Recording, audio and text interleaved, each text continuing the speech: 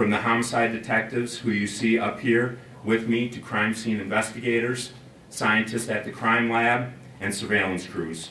We had officers on horses, ATVs, on foot, doing additional patrols along the Indian Creek Trail. The City of Kansas City also implemented additional security measures on and around the trail, and we appreciate that as well. We work closely with our partners at the FBI throughout these investigations, and I'd like to thank them for their assistance. The special agent in charge of the Kansas City office, Darren Jones, is standing up here with us today. While we have made an arrest, the investigation is ongoing, and we still need tips. Please contact the TIPS hotline if you have any information or if you saw Frederick Scott in the area of any of the homicides we'll be discussing today. Thank you again to all the very talented and tenacious people at KCPD, the FBI, and the Jackson County Prosecutor's Office, who are working to bring justice for the loved ones to these men. And now I'm going to turn over to Prosecutor Gene Peters-Baker.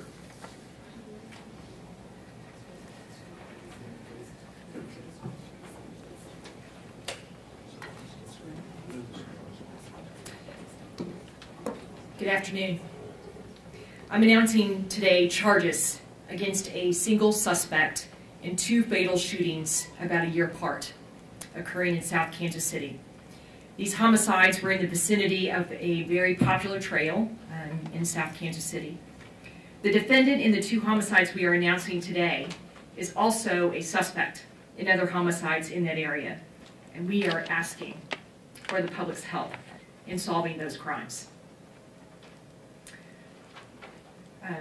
I am accusing the defendant, Frederick D. Scott, age 23, of Kansas City, in the murders of Stephen Gibbons, age 57, who was shot August 13, 2017, in the area of 67th Street and Troost.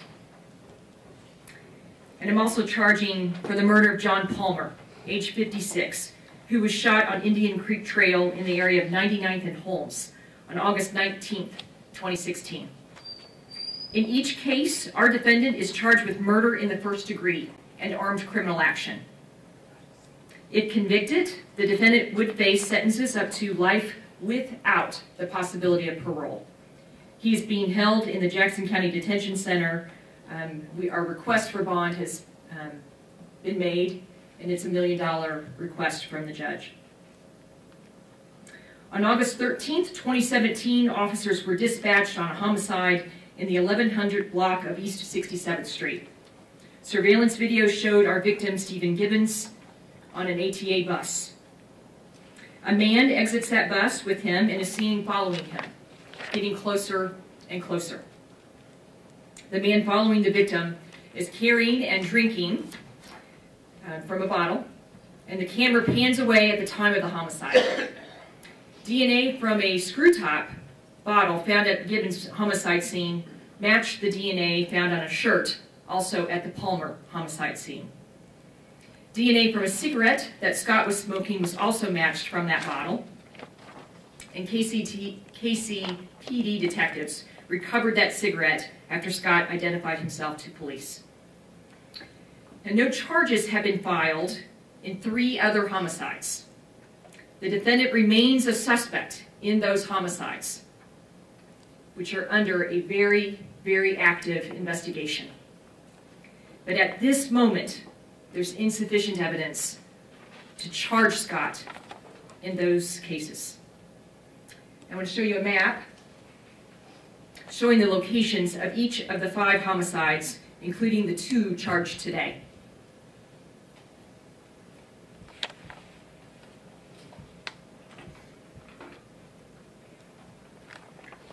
I have some other slides I want to show you, and I think these are important. These are recent photos of the charged criminal defendant in this case, Mr. Scott.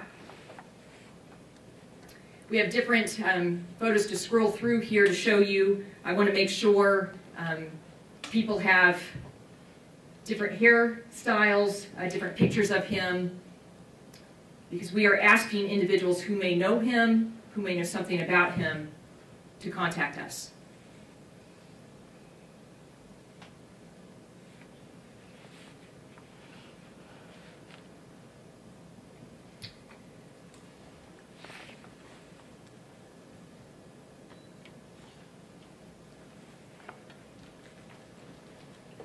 We're also going to make this information that we have up on the screen today available to you. It will be on my website, so it is easily accessible for each one here.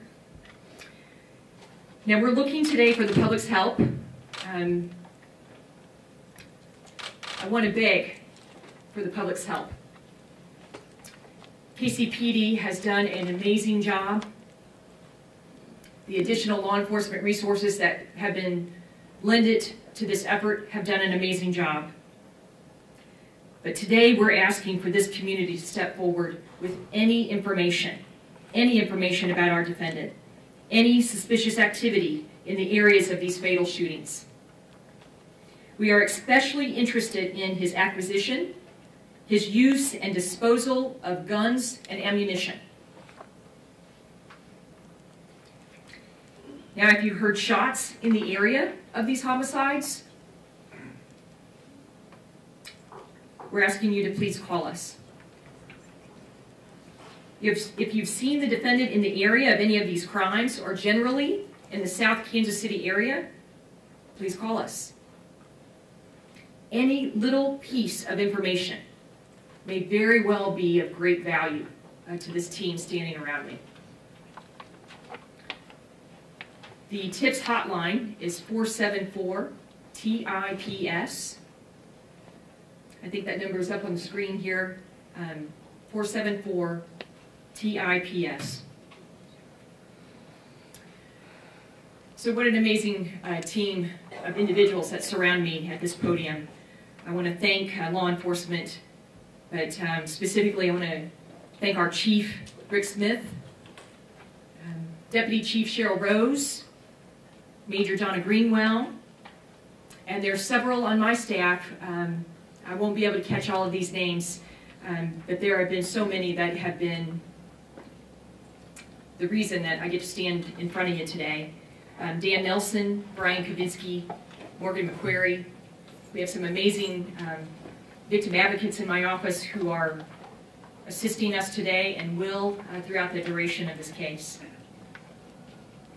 Now, we expect that today's announcement may calm some concerns in the South Kansas City area regarding the shootings of men walking in the area. But I want to make it clear that today we are only charging the defendant in 2 of those murders, and we need the public's help in solving all 5 of these homicides. As always, please remember the charges are not evidence. They are merely allegations that the defendant is considered innocent until he pleads or is found guilty. I also want to let each of you know, shortly before I came out today to make this announcement, I've spoken with Mayor James. He wanted me to convey his condolences to each one of the family members that are here today, to let you know his heart is with you.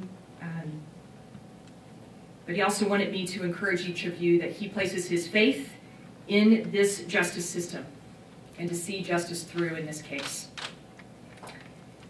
I had the pleasure of meeting with several members of the victims' families before I came out today.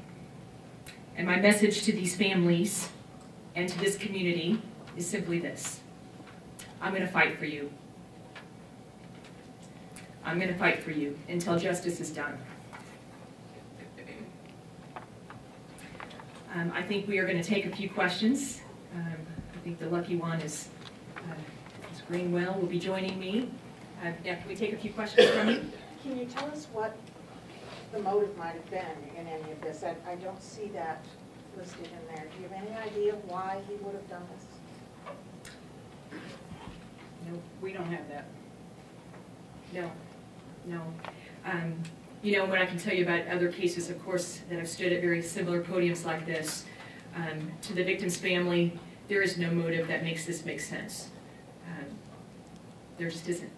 I think I saw somewhere where it says that he was upset about his brother's death in 2015. That's information that we have, yes. Okay. You said you need more evidence. Is all this recent flooding or past flooding, is that kind of eliminating things that you think you need to find?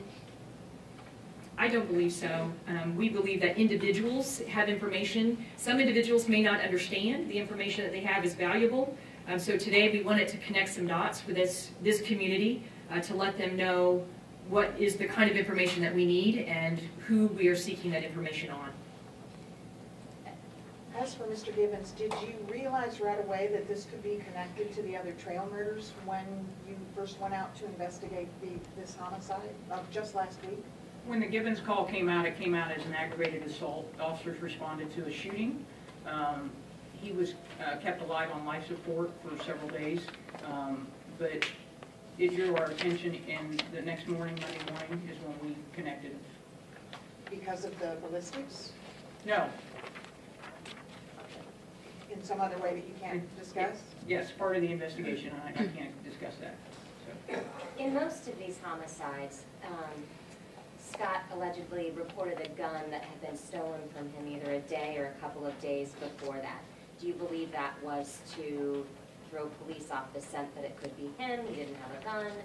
I mean, what's the connection there? Certainly could be. We're left to let you draw your own conclusions about that. I think what is important about that information is that we believe there to be additional information to gain about ballistics in this case, about the use of guns, the selling of guns, the use of ammunition. Anything in that regard is very, very important to us. So are you looking for where he got the guns, who he gave the guns to, or stole them or sold them, or whatever happened to those? Is it the same gun that's been used? I guess not, because it looks like they're different. I think that's not an area that we want to get into regarding the evidence, and we refer you back to the probable cause statement in that regard. But again, I want to stress the need for average people to call in and give us information. How about the guy that was seen on the trail that you had been looking for and had not found out who he was? Have you found who that person is now? The one that was on the trail about a half an hour before Mike Darby's murder? Again, I don't think that's a question that we're comfortable answering at this time. We refer you back to the documents we provided. Are you still looking for that person then? Or? As I said, this case remains under very active investigation. There are family members here that I want to see justice for them, and so we're asking for everyone's help to get there. So he is in custody, correct? You're just looking Yes. for more information to link him to the other Absolutely. murders. He remains in custody in the Jackson County Jail. Does the accused have counsel, and if so, is it a public defender being granted? The accused does have counsel, and I can't answer further questions at this time about that. Has he made his first court appearance? I'm sorry, I can't answer that question for you. We'll take one more question. Thank you.